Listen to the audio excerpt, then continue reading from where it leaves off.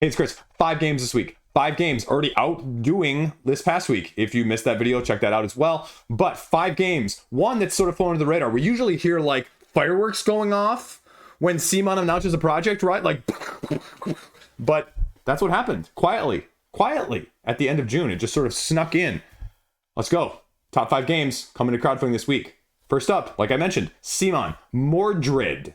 As in, yes, King Arthur. Now, they are going back in the lines of the Blood Rages, the Ankhs, and the Rising Suns, but they are using the Arthurian sort of theme. And so you're trying to appease one of the 3 leaders, you know, Mordred, Merlin, and somebody else, I forget. But you're getting faction-based combat, area control, vying for allegiance, vying for power, vying for that sort of thing in the line of those other games.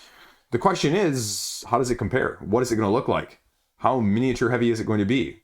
What one is going to be the most comparable to it? I have no idea. There's no details. There's literally just the news page over on CMON's website to the link of that. And then there's a crowdfunding pre-launch remind me page, which has about 4,000 people following at the time of me filming this.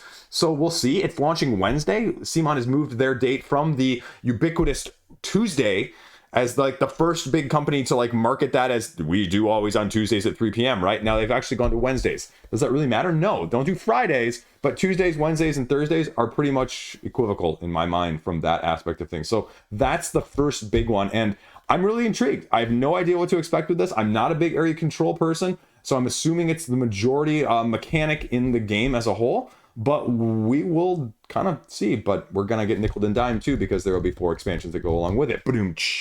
Anyway, second up this week is going to be Sword and Sorcery. Sword and Sorcery is finally coming back to crowdfunding, and we're getting the Abyssal Legends expansion. Now, this is not going to be standalone, though. You have to have one of the other 2 base games to incorporate this extended campaign. All we know is this is integrating a supposed timetable 50 years after the last campaign session, where your heroes come back together in this 1 to 5 player cooperative dungeon crawl fantasy, heavy fantasy based situation. What else is going to be different? What else is it going to have? I mean, you're going against a Great Elder one? Like a Cthulhu crossover here? Anyway, I don't really know what to expect, but that's what you're going to be getting, not only across land, but also sea. Apart from that, there's really, again, no information. The Board Game Geek page has no information whatsoever. Ares Games, again, just like CMON here, has been holding it very close to the vest. So what's the price point going to be for these? You know, how much extra are there going to be with each of these as well? Like, that's going to be sort of an interesting test of the market. Speaking of interesting tests of the market, though, we have Innovation Ultimate edition of Innovation coming from Asmadi Games. Now, if you're like me, and you picked up a copy of Innovation Deluxe in the secondary market, well, you're kind of kicking yourself right now, because it's not going to be compatible. There's no going to be any upgrades. And this is just going to be introducing the Age 11 cards. Many cards in the base game expansions, though, have been updated. So they've like errated the heck out of this game. So you can kind of just like, I didn't actually want to toss this game. That would have gotten hurt. I can't. Paid too much money for it, but that's the sort of thing that they're sort of saying, and that pisses me off a little bit, to be frank with you. It's going to be over on BackerKit, I believe. At least the last 1 or 2 Asmadi games from Karl Chudek was on BackerKit previously, Aegean Sea, which I don't believe has been delivered yet either. So we're going to see what this one does. Is it really Ultimate?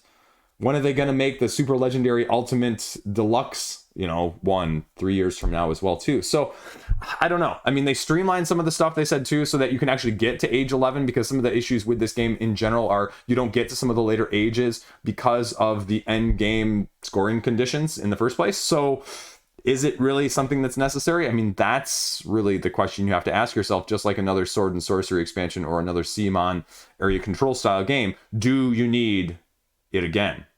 Right?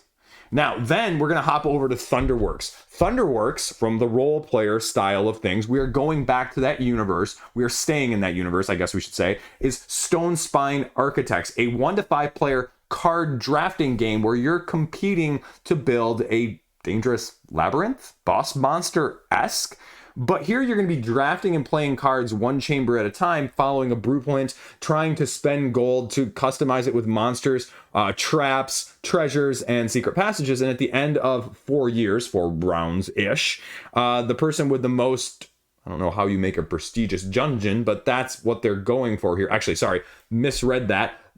Not prestigious. That doesn't make sense, right? Perilous. That makes a lot more sense, right?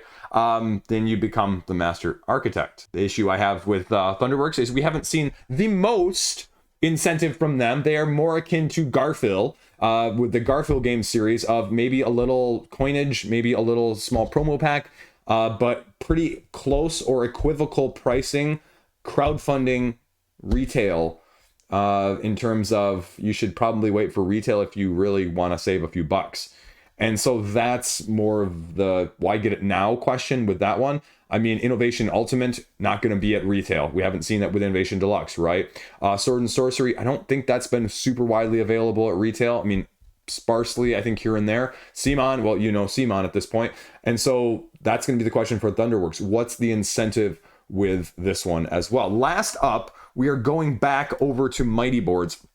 Mighty Boards had a big crowdfunding game. What was it? I think this was about, 2 years ago? Hamlet, the village building game. They had this beautifully deluxe, like, cardboard church cutout, and you're laying tiles on a cooperative board in the center, even though it's like a competitive game, and it's a little bit of pick up and deliver as you go. I've got it sitting on my counter that I got to do a review of, and we're getting the expansion for this called Hamlet by the Lake. No, it's not by Shakespeare, but still Mighty Boards. And so what you're doing is you're adding lakes, boats, fishing, and feeding your villagers to give them special abilities.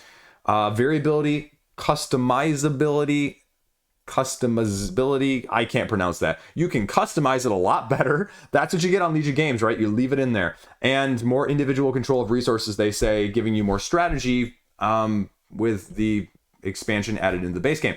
I think this one was really, really well received on crowdfunding when it came around the first time. Like, a lot of people looked at this and said, wow, this is aesthetically really, really pleasing, sort of like a canvas, if you will.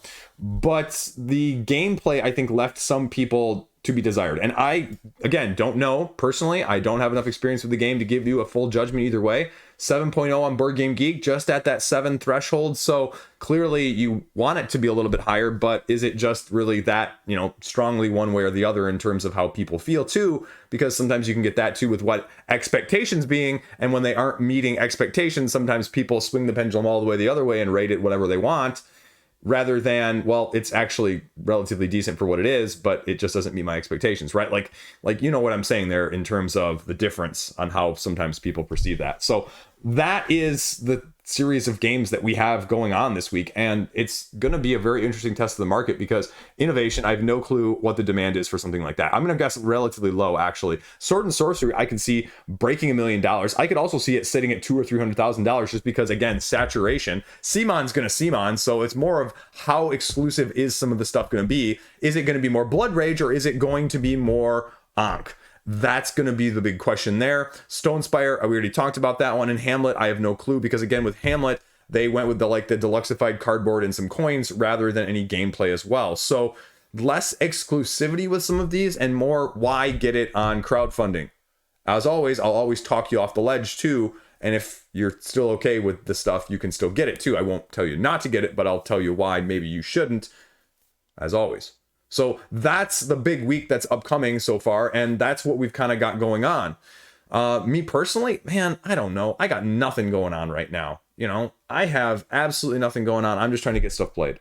My biggest thing is I am working on trying to get more reviews done. I've got a couple big box games. I've got a couple small box games. I've got a little bit of review formatting I want to do. So I've just got a little bit of that stuff working on in the background. We're going on vacation later this month. Kids still trying to get figured out for soccer. My 2-year-old somehow either jammed his thumb or dislocated his thumb tonight playing big block Legos. I'm sitting literally a foot away from him playing with the same piece as him, and I don't know how he did it. We were just making a big giant board of stuff, and all of a sudden he's screaming and holding his thumb like this for the next 10 minutes before bedtime, right? And he can bend it, and it's just it's weird, right? So I don't think it's dislocated, but we're going to see where things are at in the morning, and really kind of hoping neither of us is making a trip to the ER to have a kid's thumb get reducted and put back in, right? You can't make this stuff up. Can't make this stuff up. Hopefully I'm going to be having a little bit more of my wish list coming out soon, as well as just games on my horizon, games that I think you should know about, games that I just want to get. Because again, you know, we talk about games that are coming up all the time, and I guess this is maybe a question for you guys. Would you rather see me talk about games that are hobby, or just these are the things that make Chris like super interested, right? Because I always hear that too in the comment section. It's like, okay, Chris, what ones do you actually like? You talk about all these games. You cover all these games on crowdfunding. And, you know, I've heard other people say like, okay, you see people talk about games in general, right? And it's sometimes hard to tell which ones they actually like. Or, Chris, take off your review hat for a second. What are the games you play when you're not reviewing? Like that. But I don't know what's more interesting to you guys. What's actually going to get you to view things. That's what I'm more interested in doing, because I can do very much of either without any problem. You know, I've also got my best of played first half of the year coming out as well, hopefully later this week, in addition to 1 or 2 bigger reviews. So we'll see where that goes. I still have the Clank there. I've got a secret, you know, heavy box in a small box. Heavy box in a small box. You know what I'm saying there. It's a very heavy box, but it's very small and compact, and it's very well known, and I have some very strange feelings about it. So this one, Undaunted, I'll have that review out hopefully soon as well. And I'm going to do some comparisons at some point. I have a copy of Bitoku, I have a copy of Carnegie, and I have a copy of some other heavy Euro game that I need to compare as well. So we'll mishmash those together, and I'll give you a little bit of this or that at some point as well too. So a little bit of everything. Still trying to sell some games. That's all I got, and need some space. Don't need the money right now, but question for you.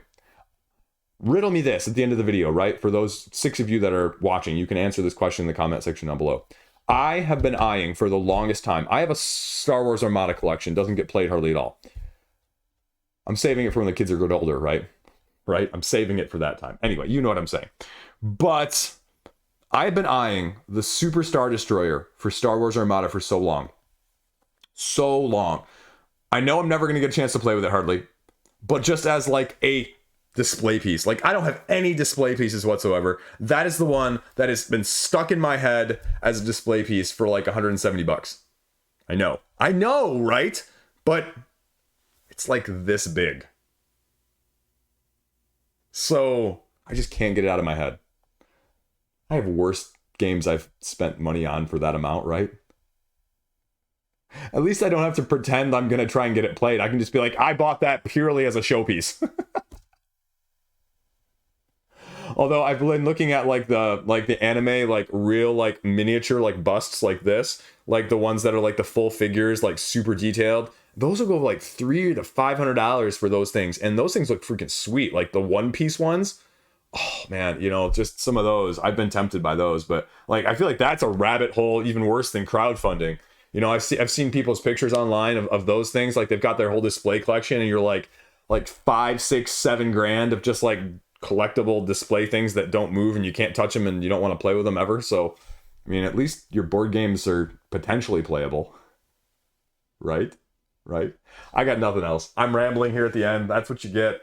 I gotta start making my list too of games we're gonna bring on our vacation. So that's the other thing. I have too many games that I want to bring, and my wife always yells at me because I have like 2 like duffel bags of games, and like I'm the only one that plays half of them. So trying to find stuff that's more family, non-gamer friendly. So